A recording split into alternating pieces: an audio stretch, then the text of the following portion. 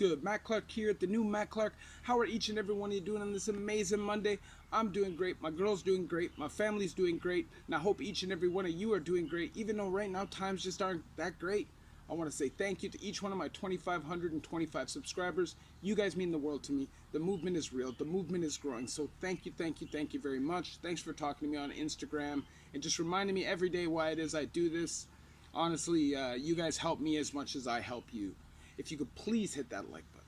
If you could please hit that subscribe button and that bell notification button so you get these videos when they're new. If you could share with somebody on social media, help spread the message, help spread the word. And there's a PayPal option if you'd like to donate, help, and support the channel. So,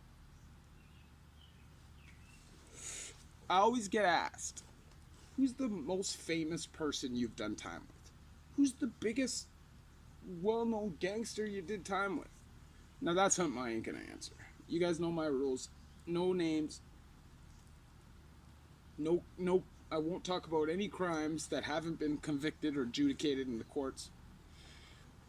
And just no names. But I was reading on the internet the other day and I saw a name pop up.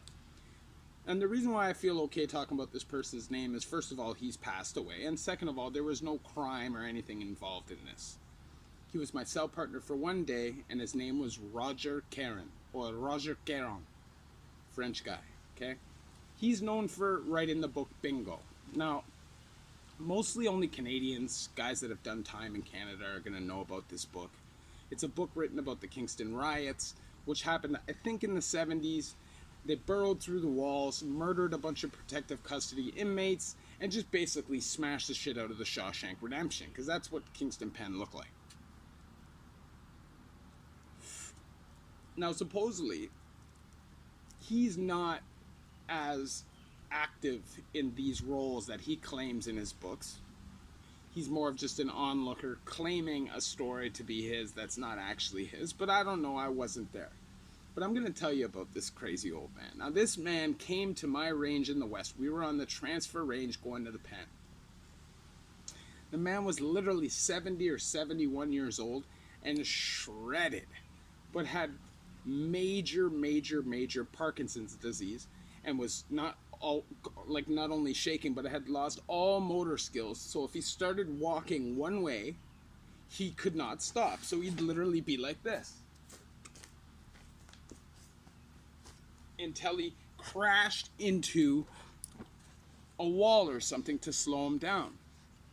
Now, I remember that night there was a big dog on my block, and we had it up. We had all the chronic, we had all the bogey, and we were smoking and burning it down all night long. And I remember this old man standing on the toilet, smoking cigarettes, shaking, with one of us holding each side of him, just so he could have a puff off a rolled smoke. And this man was in for a strap, and I think he had a bank robbery charge. And the funny thing is, if you can't walk, how can you rob a bank? If you can't walk, why are you carrying a strap? Talk about the hamster wheel. Talk about not being able to get out of that life. And it's a sad thing. A lot of the time the opportunity is just not there. Now, this person, the opportunity was clearly there. He wrote all kinds of books, won awards. This is somebody who obviously was just a convict at heart, through and through, and just couldn't get himself away from that outlaw lifestyle. And that happens. There are a lot of guys that just enjoy the life. They don't want to respect authority. They don't want to listen to the government. They don't want to pay taxes. They don't want to work. They want to live by their own rules, do things their own way, and live life. And, you know, I wanted to live that life for a long time. But I slowly learned that living that life gets you nothing.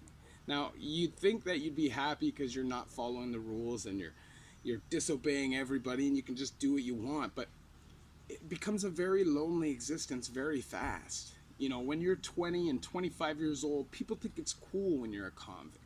People want you around. They want that reputation. They think it's hardcore. They think it's cool, like I said. But when you get older, when you start touching the 30s and the 40s, then you're just a burden and you're a risk. You know, your friend has kids, your friend has a good life, and you're still out breaking the law. Anytime you come through his doors, you are a risk. And that's what made me change my lifestyle. But watching this old man, man, at one side I felt sorry for the guy, but on one side I held like him in a high regards, because this man never sold himself out and stayed true to who he was until the day he died. Now, I think he died in 2012. I think that was in 2004. And who knows what he did with the last 8 or 10 years of his life. I hope he lived them to the best of his ability, stayed out of prison, and really escaped the wheel. But I learned a valuable lesson watching this old con. I learned that I don't want to be that person. Now, at that time, I didn't take the message, but I filed it. You understand what I'm saying? You know, at that time, I still wanted to be a badass. I still went on the run after. Actually, no, that was when I that was when I was back on my violation, going back for years. And, you know, I was just about that life at that time, and it didn't faze me knowing I was going to do a bunch of pen time. But when I look back at that now, and I think to myself, man, what must be running through your mind at 70 years old for you to run out, grab a strap, and feel it necessary to go rob a bank, even though you've sold 5 books that have sold bestseller nationally, and not nationally, but at least I think nationally in Canada.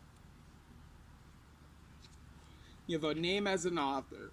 You're a respected person. You won these awards. You got out of it. So what pulled you back? What was the allure?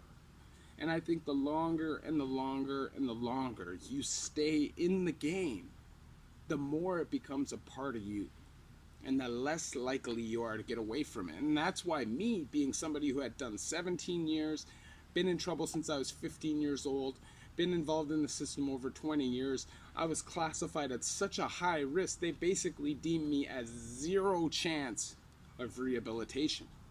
Now, if they label you 0 chance of rehabilitation, how much help do you think they're going to give you?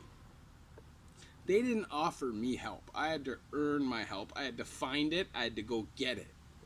That's what you have to do. If you're stuck in the hamster wheel, that is what you have to do. You have to break the cycle, because they don't want to break it for you.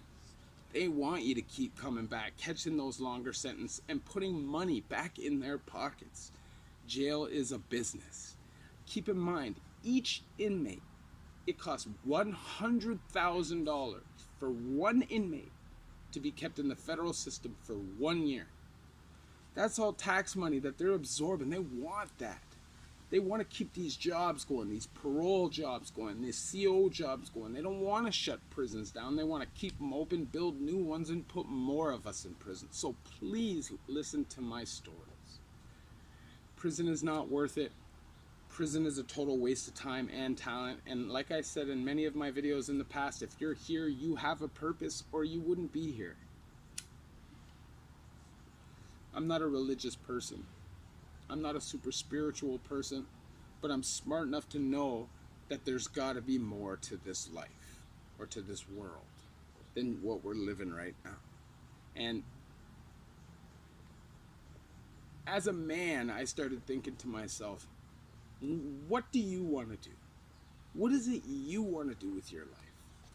Is this what you want to do? Do you want to be 60 years old, sitting in healthcare in some federal penitentiary, laughing at people farting, eating somebody's opiates that they had puked up out of their stomach? Or do you want to actually become somebody and build a life for yourself, and actually create something positive and help people and do something? And you know what? For me, I knew that the only way for me to stay out of trouble was to redirect all my energy, because I'm a high energy person. I'm go, go, go, go, go all the time. So if it's not doing something positive, then it'll be doing something negative. So I realized recently that I got to work with my YouTube channel. If I just stay busy and focus on positive things, my life will change. And it's been amazing how much it's changed and how quickly. So believe me, if I can change it, you can change it. And that is facts. I was in the gutter, man. I was in the gutter. There was no hope for me. It was the end of the road for me. I was just about to be sailing myself back up to the penitentiary to do my 10-piece. I stopped that because I realized that I have a purpose and there's more to this life for me than what I was seeing. Break the cycle, get out of the hamster wheel. Obviously, I share my stories with you so you don't have to live these things yourself. Obviously, I'm not going to be hypocritical and tell people not to go to prison, not to do this, not to do that, because life happens. But the reality is that when you start doing things legitimately and building yourself up as a person and as a man, real good things start happening, and you'll be able to provide for yourself and your family better than you ever could off crime and with security. Things have changed for me dramatically in 2 years, and if they can change for me, they can change for you. Love each and every one. The new Mike.